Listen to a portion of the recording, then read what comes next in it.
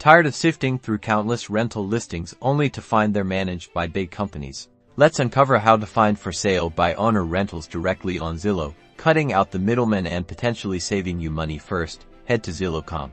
In the search bar, type in the city or neighborhood where you want to rent. For this example, we'll use Austin, Texas. Click on the location that appears in the drop-down. This brings you to the map view showing all available listings in Austin. Now, look for the filters button near the top of the page.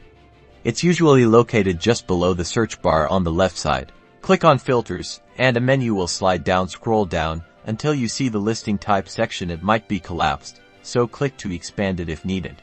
In the listing type section, you'll see several options. Make sure to check the box next to by owner. This tells Zillow to only show you rentals listed directly by the property owner.